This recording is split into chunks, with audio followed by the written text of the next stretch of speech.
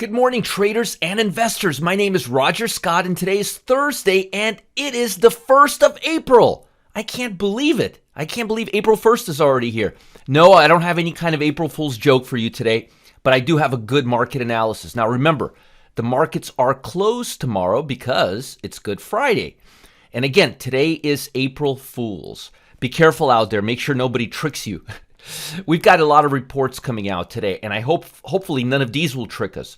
Now, the big report is going to be jobless claims, and then we have a lot of manufacturing, construction spending, manufacturing. We're going to know by the end of today if there's increase or decreased demand in manufacturing, in producers' price index, and if the construction spending numbers are going higher, which will give us some indication of inflationary pressure as well.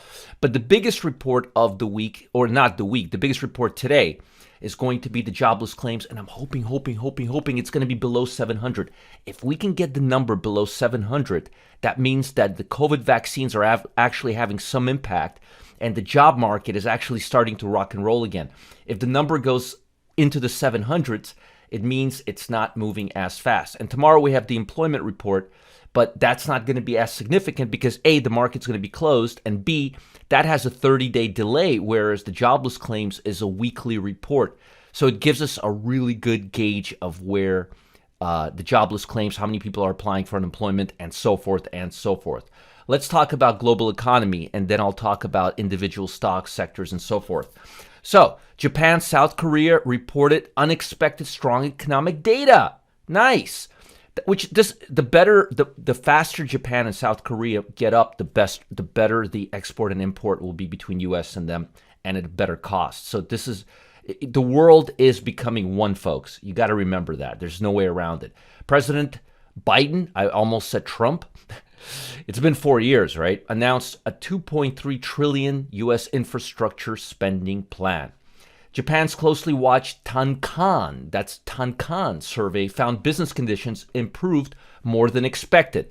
And that goes in line with Japan and South Korea reported unexpectedly strong economic data. Biden announced plans to spend on broadband internet. Checkmark there. Clean energy. Checkmark there. Roads and bridges. Big. Public transit.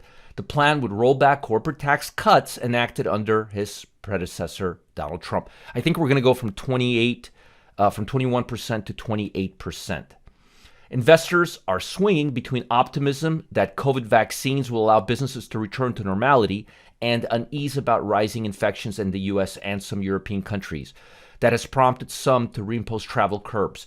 I see that, but I'm going to tell you, about a month ago, this was having a major impact on the stock market. Right now, it's not. The market is clearly favoring going back to normality stocks. It's as clear as day. So the market's actually not as fearful as it was a month ago. What the market's fearful right now is that the tech might have grown too much over the last 12 months in terms of yield, earnings per share yield, and that's why it's lagging behind.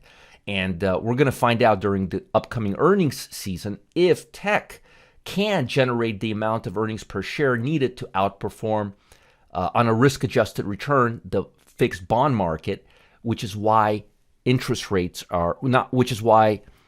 tech stocks are cooling off, because interest rates are going higher, and investors would rather have less yield risk-free from the government than the risk-adjusted volatility returns from the Nasdaq if they're not expected to perform as well. In a nutshell, that's really the crux of the reason why Nasdaq is down. On Wall Street, tech stocks powered much of the S&P's gains, and separate chip stocks from tech stocks because chip stocks are rocking and rolling right now. Even though more stocks in the index fell than rose, Apple, Microsoft, chipmaker Nvidia advanced while financials, energy, and material stocks declined. Now, that's the first time that's happened in a while, but I'm not really expecting that to continue. I'm expecting financials, energy, and materials to actually continue moving higher, and Apple, Microsoft, and Nvidia to kind of cool off for a little while longer.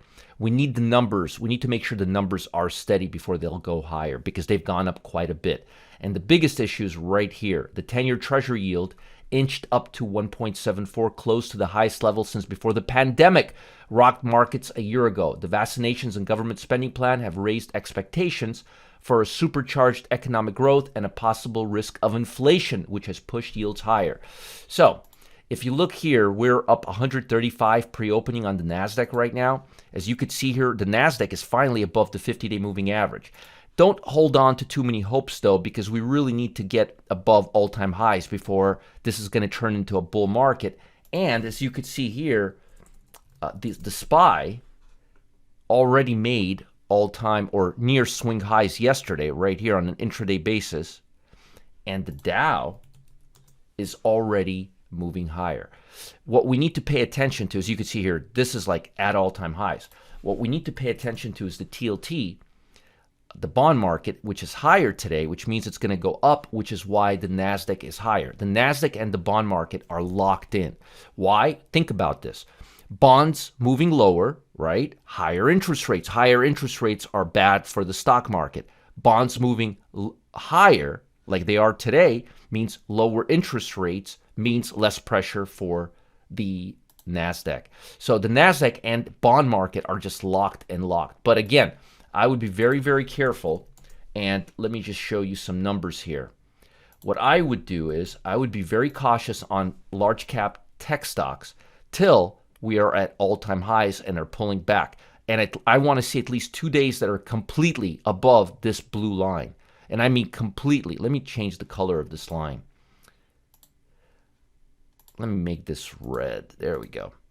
I want 2 days of complete clearance. With the last time we had that was like a month ago. It was 219. No, it wasn't a month ago. It was yeah, it was more than a month ago. It was like 40 days ago.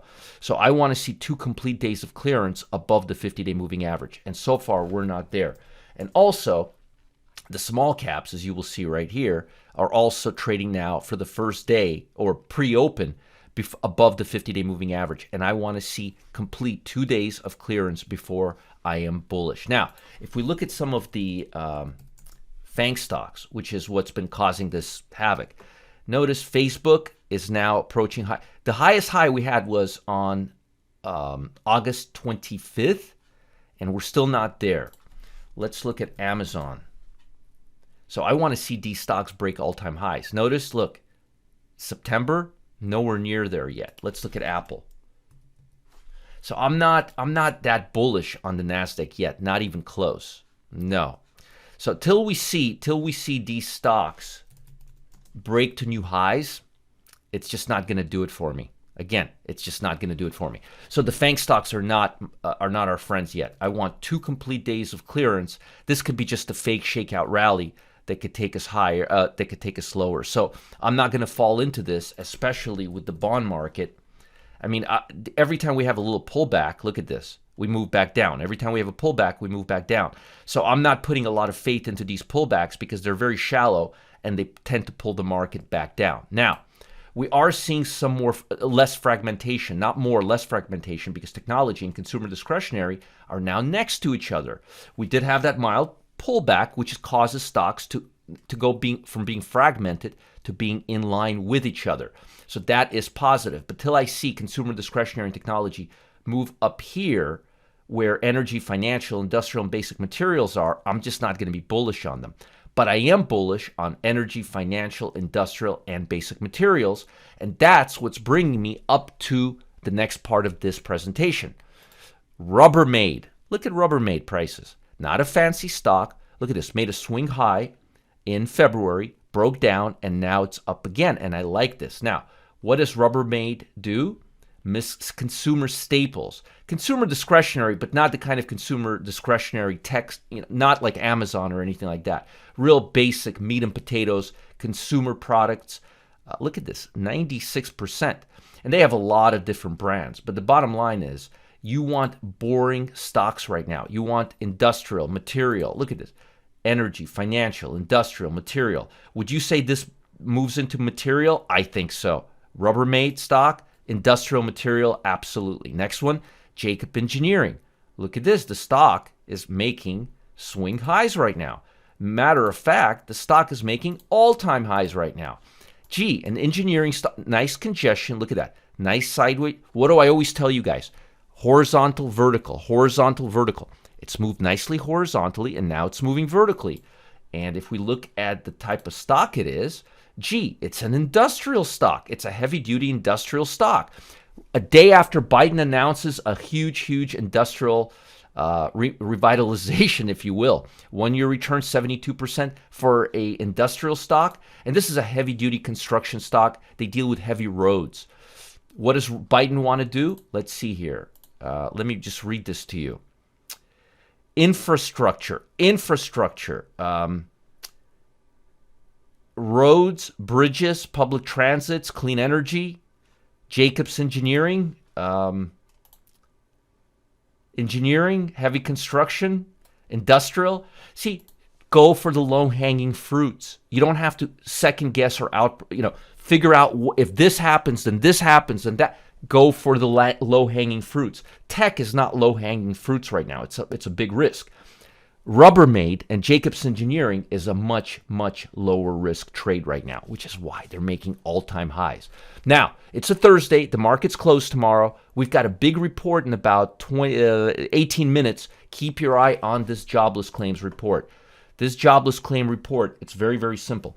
If it's 700, 680, like the consensus, 684, 625 would be amazing. Anything above 700, 710, 720, it's not going to be good for the market. It's going to confirm that the market, that the recovery is slow. And keep your eye on the bond market, because the long bond has a extreme locked correlation with the Nasdaq 100. Now, before I let you go and enjoy your weekend, I've got something important for you. Folks, Wall Street Insider. Huge institutional traders have used a hidden force of nature discovered by Dutch physicists to amass huge fortunes. For a limited time, guess what I'm doing? I'm pulling back the curtain to show everyday traders how it works. You got to check this out. And folks, with this info, anyone can have the chance to target red-hot profit opportunities every 2 weeks or less before they explode. Man, I'm getting really excited about this. Again, folks, limited time. I'm going to pull back the curtain, and I'm going to show everyday traders how this works. This was created by Dutch physicists, and they literally discovered a roadmap of how people can amass huge fortunes. You've got to check this out. I mean, this is really cool.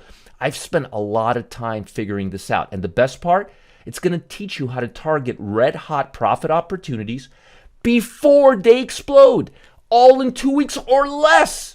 Click on the link below to learn this strategy for free. There's no cost. But folks, I'm telling you, you got to take me up on this. This is one of my personal strategies that you've got to check out. Follow the link below. Check this out. There's no cost. Most importantly, make sure to like this video. Subscribe to this channel if you're watching on YouTube. Stay ahead of the market by being the first to be notified when we post new videos. And click on the link below to learn the strategy for free. Do it now. Have an amazing weekend. And keep your eye on that economic data. That jobless claim number is going to be big. 700,000 or lower were kosher. Over 700,000, not so good. It's coming in 15 minutes. Follow the link. Learn about this program. You've got to check it out now. I've spent so much time back testing it. I've got a lot to share with you. Follow the link below. Do it now and have a great weekend. Bye, guys.